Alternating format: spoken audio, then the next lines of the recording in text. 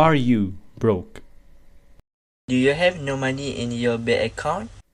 Are you afraid of your financial future? Are you making bad financial decisions? Worry not, we're here to help. I'm your host, Fernando Alonso, metrics number 01-DEE-21F1132. And I'm Danish Ferhad, matrix number 01-DEE-21F1133, is going to give you advice on how to spend and save your money well in life. First, an easy way to save your money is to save it day by day. Put aside a certain amount of money every day and not spend it.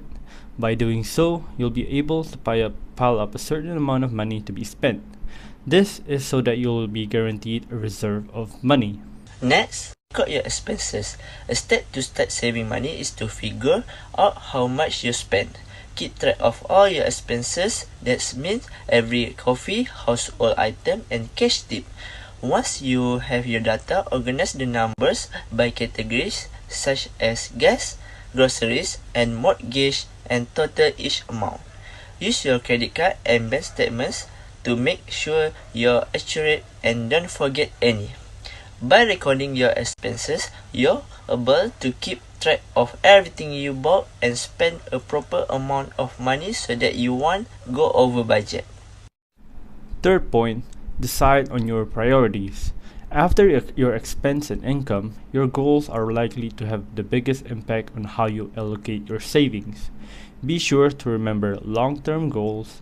It's important that planning for retirement doesn't take back a seat to a shorter-term needs. We need to learn to decide on our priorities because it is an important aspect in spending our money and not buying things that we don't need. For my next point, find ways you can cut your spending. Identify non-essentials that you can spend less on. For example, commit to eating out only once a month and trying places that fall into the cheap eats category. If your expenses are so high that you can save as much as you'd like, it might be time to cut back. Other than that, open a saving account.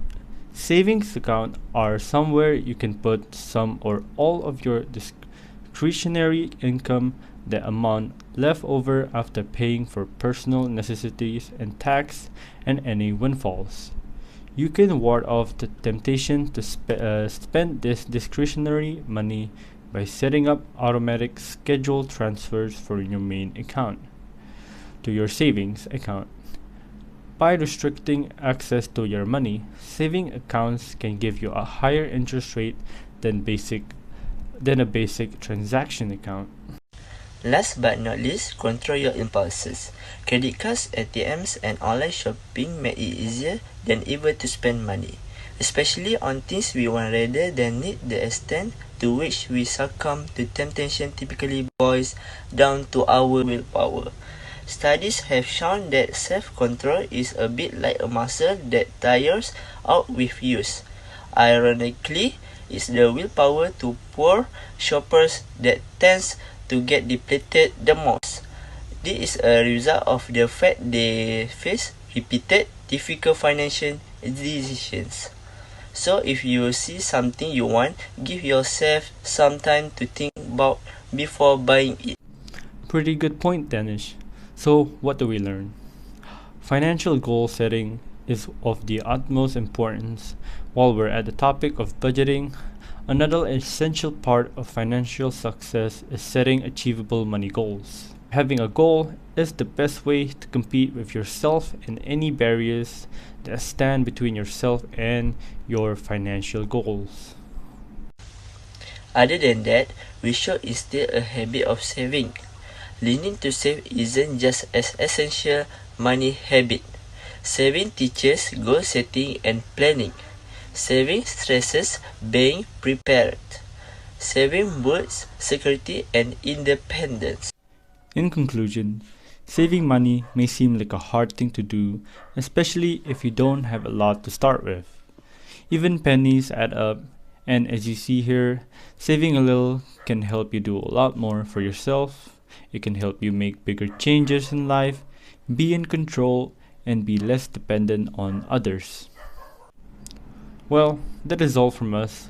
Hopefully, everyone learned something from our presentation about saving money and how to deal with money. Thank you, and remember, save money and money will save you.